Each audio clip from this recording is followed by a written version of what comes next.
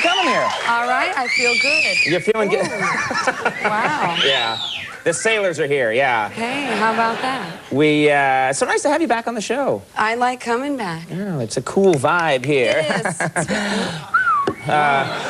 We could have used you on the MTV show we had last night up on the roof.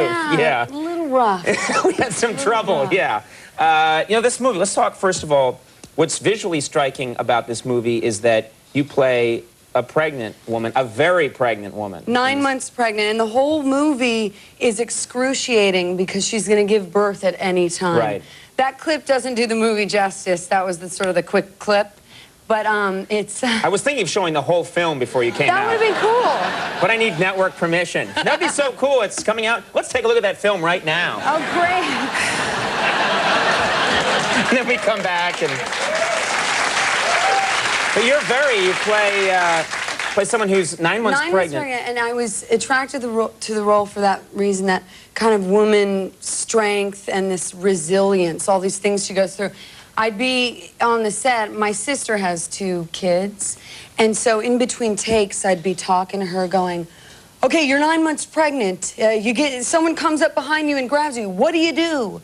And she'd just sort of give me guidance, like what you feel, what would you do. Of course, she never got kidnapped. Yeah, I know. That would hurt it a little bit. It was... When you're running and you're pregnant, people are shooting at you. But her big thing was your single motivation is always for the safety of your child. Take care of the baby, which would help. And what is that? Is that like a prosthetic, you know, I mean, obviously it is, but kind of a unitard with padding here, hips, and tummy, and... I'm getting one of those. Just to creep people out. It would creep people out, Conan. Last time you were on the show, this was really fun. You did something I didn't expect you to do. You said, I want to tell a joke, and you told a joke, because you like jokes. Yeah. And not a lot of people do that. Do you have one you want to say tonight? I do have some new material. More than the joke, I like the idea or the thing of trying to be a comedian. Right. So I'll try for you now. I like the idea of it, too. Oh. Yeah. It's the execution. So you got one for us? I got one. Okay, so this guy, he moves to a nudist colony, and his mom wants him to send him a picture of him in his new environment. So he takes a picture and he cuts it in half and he sends her the top part. Because she doesn't know it's a nudist colony he's at? Yeah, and he doesn't want her to know. And so he sends her the top part, and then his grandma wants him to send her a picture. And so he takes a picture and cuts it in half, and by accident he sends the bottom part. Okay, so she gets the bottom part, but he goes, oh wait, she has really horrible eyesight, so maybe it's not that big of a deal.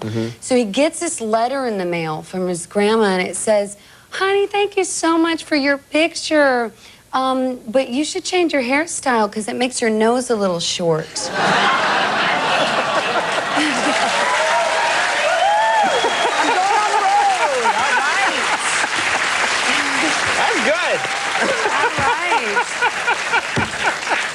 You like this, right? You could do this.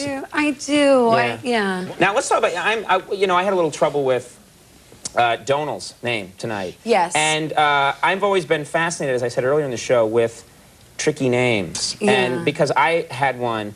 I understand that your brother's name is Lightfield. That's right. Lightfield. It's Lightfield. That's like a cool name, but how did someone come up with that name? What happened there was my dad was driving and he saw a light in a field. I'm not joking. And then he's like, my son is going to be Lightfield. And for me, he was going to almost name me Snow Lake. Right. But my mom came in and was like, she'll be Juliette. Right. Just call me Snow Lake. Yeah. Hi, Snow Lake Lewis. That's so scary because he could see just about anything driving around. Yeah. You know? Seriously. There's a sleeping donkey, you know. 10 years later, hey, lazy ass, get in here. Come on. We've got things to do.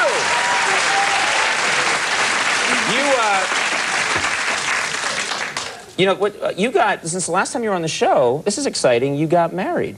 Yes, I did. That's really... Oh, look at that. I love a studio audience that boos that. Guys that like, I thought she'd come up into the audience and marry me. Oh. Delusion meter, out of control. But you got married. Who is I this? got married. His name is Steve Barra. He's a pro cool. skateboarder. I knew nothing of this world. Did someone holler? No. Whatever, look. Anyway, it's this whole subculture I knew nothing about until I got with him.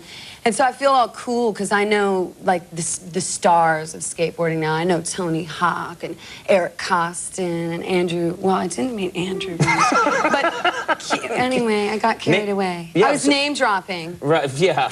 In the No one knows, but Right. I assure you the kids at home, they'll know. the skateboarding kids will know. They will. Yeah. Did you, he sounds like a nice guy. How did you meet him? He is a nice guy. We met, we were out at this place. And I saw him dancing there by the record machine. And I knew he must have been about 17. And the beat, it was going strong. And they were playing my favorite song. And I could tell it wouldn't be long till he was with me. Yeah, babe! Singing, I love rock and roll. Put it all the time in the jukebox, baby. I love rock and roll. Come and take your time and dance with me. Ow! So I got up and asked for his name. That don't matter to me, cause it was all the same. I said, can I take you home? Well, we could be alone. And next we are moving on, and he was with me, yeah, me. Next we are moving on, and he was with me, yeah, me.